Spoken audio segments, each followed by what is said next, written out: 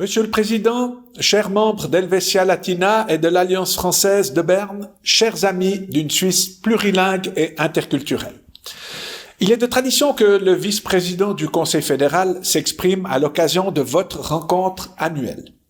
Je sacrifie volontiers à cet usage, malgré le regret que j'éprouve de ne pouvoir être physiquement à vos côtés en cette année si particulière. La cause défendue depuis 40 ans par Helvetia Latina en vaut la peine. Il s'agit d'un investissement nécessaire au profit d'une Suisse qui se comprend, donc d'une Suisse qui est attentive à son prochain. Candidat au Conseil fédéral, j'ai été, vous vous en souvenez, moi-même sur le grill du plurilinguisme. Cette bonne guerre est aujourd'hui devenue un passage obligé pour tout prétendant à un fauteuil au gouvernement. Je souris néanmoins à l'idée que depuis Franklin Roosevelt, c'est-à-dire depuis 75 ans, aucun président américain n'ait été en mesure de pratiquer la moindre seconde langue. J'ai derrière moi une longue expérience parlementaire et quelques années déjà au Conseil fédéral. J'observe avec une certaine admiration et un certain sens du miracle le fonctionnement harmonieux de nos institutions malgré des différences linguistiques marquées. Vous connaissez ce célèbre adage ? Les Suisses s'entendent bien parce qu'ils ne se comprennent pas. Il se vérifie de moins en moins. Bon nombre d'élus fédéraux, qu'ils aient un niveau de formation élevé ou qu'ils s'obligent à une immersion linguistique, ont conscience du risque d'être relégués à un rôle muet de figuration s'ils ne se donnent pas les moyens d'interagir avec leurs collègues.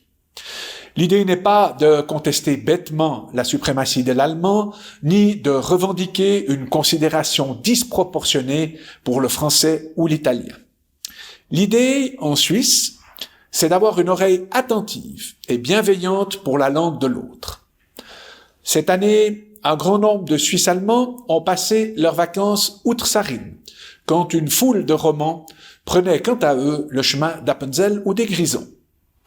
Même le vigneron vaudois, c'est dire, a pris conscience aujourd'hui de l'importance d'une bonne compréhension de l'allemand pour le résultat de ses ventes. Maîtriser une langue nationale, quelle qu'elle soit, constitue également pour nos communautés issues de l'immigration une solide marque d'intégration. C'est un précieux gage de cohésion interne pour notre population. Je forme le vœu du maintien d'une bonne compréhension réciproque dans notre pays.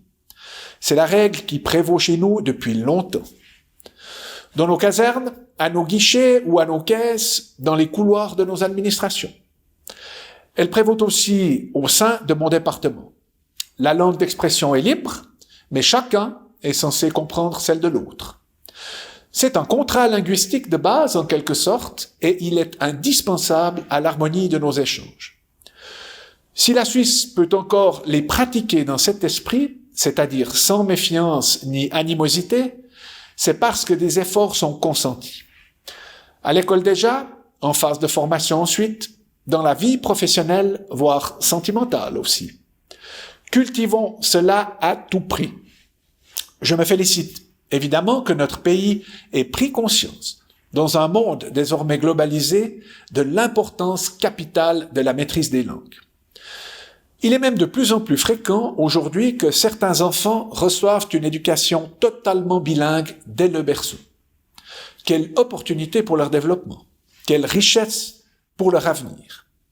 Cependant, je vous avoue être étonné, ainsi qu'on me l'a rapporté, qu'il puisse être plus facile à un avocat zurichois d'échanger en anglais avec un confrère genevois.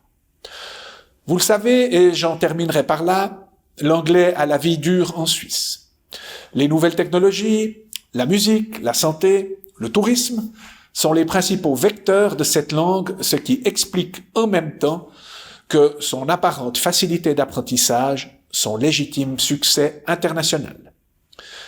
Je verrai cependant d'un mauvais œil qu'elle s'impose chez nous comme seconde langue nationale.